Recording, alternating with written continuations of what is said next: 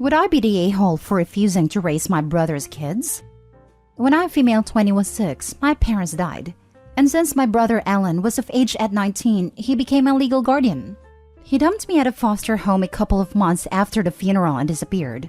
And that's where I stayed until my aunt found me. He didn't bother reaching out until one day when I was 9, when he brought his 2-year-old daughter to my aunt's house and disappeared again. I'm very close with her. She knows I'm her aunt, but we consider each other sisters. When I turned 18, I got access to my trust. I also got a house in Amsterdam, which is where I was born and raised until my parents passed. I traveled to see the house in mid-2022 and I loved it, so I decided to move back there. I didn't want to be separated from Mia, my niece/sister, female 13, so I moved with my whole family, Mia, aunt, and uncle. My brother found out I'm back in Amsterdam. He is now poor as he spent all his money on stupid things. He has been reaching out nonstop asking for money, but I ignored him. Then he came to my house with his wife and 3 children. My brother says it's mean of me to only take care of one of his children and not the rest. I told him to get a job, but he said he has a criminal record and his wife is disabled. He wants a monthly allowance to support his family and to share the house with them as they live poorly. The truth is, I feel nothing for him. He is not my family. Me and my aunt and uncle are. Yesterday I was out, and my aunt called saying he left his kids outside our house. I don't want them in my house nor my life. I feel nothing for them. Mia is also very uncomfortable with them in the house and says she doesn't want to have to help raise them, and she doesn't consider them siblings. My conscience won't let me abandon them at a foster home like my brother did to me. But my aunt and uncle are now retired and very old, 63 and 64, and aren't able to run after them as they are young kids, 9, 7, and 4. And I also don't want to put my life on hold to raise strangers. The police are looking for my brother and his wife, but if they don't find them, I will look for a nice facility to take them in. I have tried to find it in me to raise them, but I just can't. I cannot imagine putting my life on hold to stay home and play mother with them. Mia doesn't want them in her life either. I've retired my aunt and uncle and they spend their days feeding ducks in the park, and it is unfair to them to raise more kids that aren't their own. I've discussed this with my 3 cousins, kids to my aunt and uncle. 2 of them say I have no duty to these kids and my feelings are valid. But one says I'm an a-hole here as it's my duty to step up and raise them, the same way her parents did. So would I be the a-hole if I refused to raise them? Now for the top comments. You're barely an adult with 1 kid already. I don't think you'll be the a-hole. Your brother is for sure. Especially if she cares for the children. He will just pop out more children and bring them to her. This will never stop. They aren't her responsibility, and she will just resent them since she was forced to care for them in this way by someone she doesn't even have any family bonds anymore. Not the a-hole, and OP, please call the police if you ever hear from your brother. Maybe give him a "I will give you money," but just if you meet with me one last time to talk, and then if he falls for it, inform the police about it. Not the a-hole. Your aunt and uncle raised his first kid. You didn't agree with raising 3 kids. As for your cousin who is telling you to raise them, ask that cousin if she would raise them with you. I guarantee she will refuse. However, you, Mia, aunt, and uncle should make an effort to be a regular part of their life and be a support system. But it is understandable to not want to / be able to be guardians for any reason. I've decided I will be a part of their life. Mia said absolutely not, but she's still young and might change her mind. I don't want these kids growing up knowing they had family who could have been there for them and weren't. If my aunt never tracked down my brother and forced him to tell her where he left me, who knows where my life would be? But I'm 20. I'm in uni. I'm taking care of the people who took care of me, and I have a teen who's about to enter that rebellious phase. I can't handle them too, and it's tearing me apart. I can afford to set aside some money for them, and I'll try and visit them monthly, wherever they end up. Maybe when I'm older and have settled down more, I'll bring them in. As for now, I'll settle with them perhaps being in a group home where I can visit them, or take them out during the day. I can only hope when they get older they'd understand. Next story. Am I the a-hole for grounding my daughter for leaving her sister with a neighbor? I'm the single mom of 3 kids, Polly 16 female, Trevor 12 male, and Cassie 8 female. I have little to no support. Their father left after Cassie was born, no family nearby, etc. I have 2 sitters that I can call on as needed, and I use them before I'd ever ask Polly for help as I don't want her missing out on her teenage years. Before this incident, I only ever asked her to babysit once because I had no one else, and I paid her $15 per hour, above minimum wage at a time. This past Saturday, Polly was due to hang out with some friends. For a couple of days, Trevor was ill but testing negative for COVID. That day, he spiked a very high fever, and I had to take him to the ER. I asked Polly to watch Cassie as the sitters weren't responding. I apologized that she'd have to miss out on time with friends, but said I'd pay her and she could even have her friends over our place. Polly pitched a fit and asked why I couldn't send Cassie to the neighbors. We don't know them. They moved in last month and outside waving when we got our mail. I don't have a relationship with them.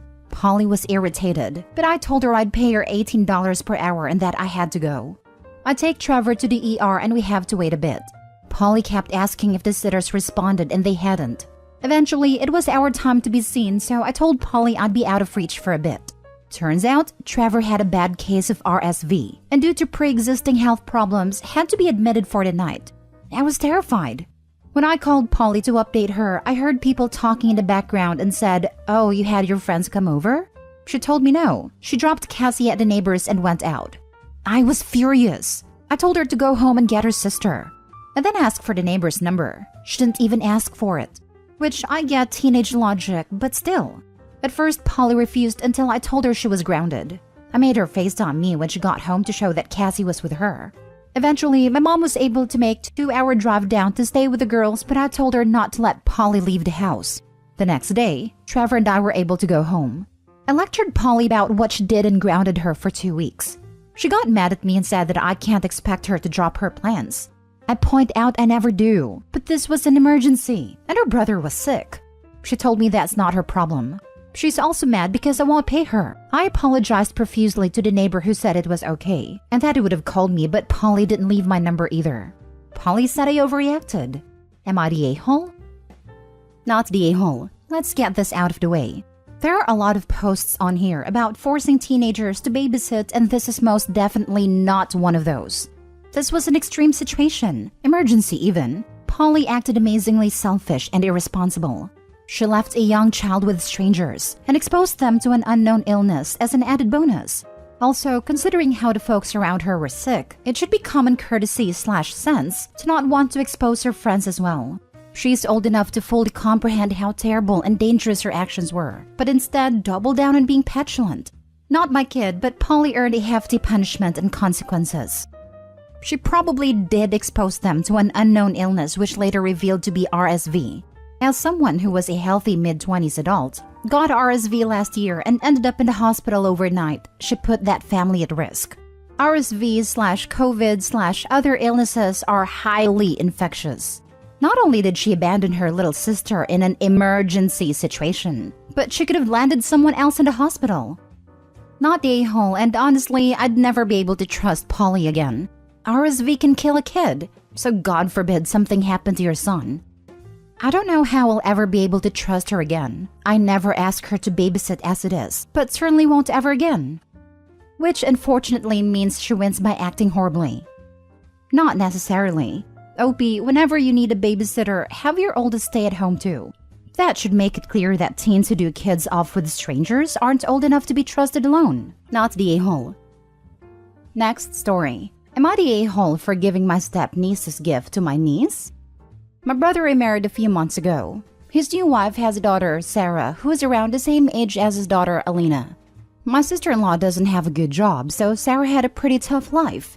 Her birthday was about a week ago, so I decided to buy a laptop for her. I know she needs one for school, and they can't afford one.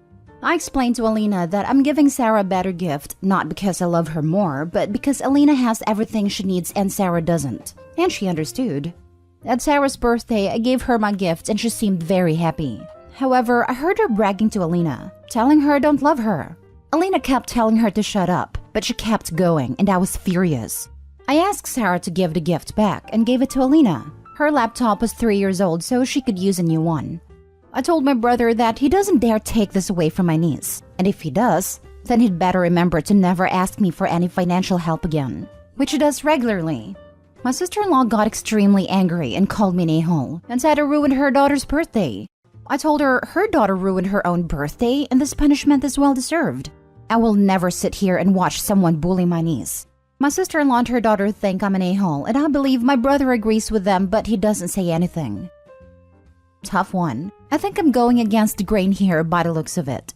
I think this probably was effective as far as teaching Sarah not to bully someone in front of a gift giver. But this whole situation is likely going to have caused even more resentment from Sarah towards Alina.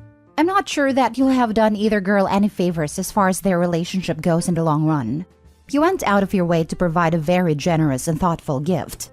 You spoke with Alina and saw how understanding she was about the differences and need between herself and Sarah. It doesn't sound like, and to correct me, that Sarah's parents were stepping in to mediate the situation. Your gift was used by Sarah as a tool for bullying, saying Opie doesn't love you and the laptop symbolizes that.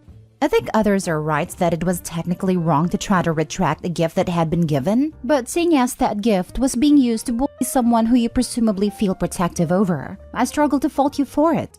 There were probably better solutions, but in the heat of the moment, you've removed the catalyst for bullying essentially. Perhaps it would have been better to keep hold of the laptop, rather than re-gift it in front of Sarah though. How old are your nieces? It sounds like they're of an age when they would understand the gravity of their words. I'm going to go not the a-hole for now, but curious to read more of the other perspectives here. Sarah has some important lessons to learn. Her brother and his wife must help her if they're incompetent parents. Maybe she made a mistake giving it to Alina. She wouldn't have caused any girl-on-girl jealousy if she came back, but it's done. Not the a-hole. It's appalling that Sarah isn't grateful and realized how lucky she is to have a new aunt who cares enough to buy her an expensive gift.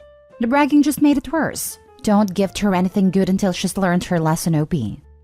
A lot of YTAs here. That's crazy. Didn't realize that just because her brother got married, she's just supposed to automatically care about these people. She gave the girl a gift. The girl then rubbed the gift in her niece's face to the point of tears. She then took back the gift and gave it to niece. Because why on earth would you want a boy to have a new gift from her? Not the a-hole, Opie. In all honesty, my real niece seems kind of cold, but also is true. You don't have to have a familial connection to in-laws, because that's what they are, in-laws. As in the only thing making you even remotely related is the law. Last story. Am I the a-hole for telling my brother's wife that she is a stuck-up witch? Context. This involves me, 25, my brother 32 male and his wife 27 female. When my brother met his wife 5 years back, all of us were very welcoming. But soon, it was clear that she wasn't at all interested in being part of the family. Over the past 5 years, she's come to our family get-together like 6 to 7 times. It's always either my brother alone or my brother and my niece, 3 female.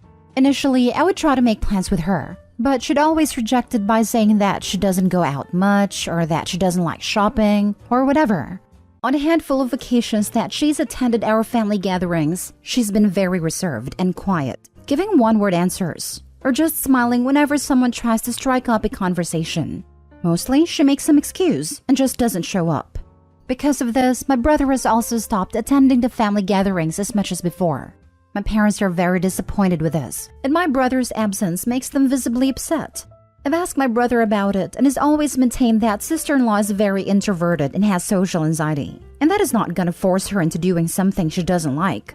Next week is our dad's 70th birthday, and of course my brother and his family are invited. This is supposed to be a grand event with all of our extended family going on a weekend trip. But yesterday, sister-in-law texted me saying that she won't be coming for the trip. The conversation went something like this. Sister-in-law, hey, I'm so sorry, but something urgent has come up and I won't be able to attend the event. Is it gonna be only your brother? Me, at least niece is coming, right? Sister-in-law, oh, I would love for her to attend, but she's saying that she won't attend without me. Me, then why don't you stop being a stuck-up witch for once and attend the event, since it would mean a lot to my dad if the entire family was there. Sister-in-law didn't respond after that. Few minutes later, I got a call from my brother and he was furious. He said that the way I talked to his wife was very disrespectful and that he will not be coming for the trip until I apologize. I refused to apologize because I felt this was long overdue. So now brother isn't coming for the trip. My dad thinks I should apologize, but my mom thinks I did the right thing. Am I the a-hole? You're the a-hole. Maybe your sister-in-law doesn't want to hang out with you because you suck. For real. I'm sure sister-in-law gets vibes that they all hate her. I think it's hilarious that Opie posted this thinking they were in the right. Entitled, Narcissistic People Always Think That Way. Info, where was she acting stuck up? Because I don't see it anywhere in this post. She wasn't. I'm pretty sure Opie and her family think she's stuck up because she isn't comfortable hanging out with them. You're the a-hole. As your brother said, his wife has social anxiety. You've now further alienated her by calling her a stuck-up witch. I sure as hell wouldn't want to go to a family gathering after being called that. This. Social anxiety can make it difficult to do necessary things like hold down a job, go grocery shopping, or even send texts or emails. If sister-in-law is expending her energy and trying to live her life and function enough to take care of her family and herself, I'm not at all surprised that she can't attend demanding family events. It's a matter of unable, not unwilling.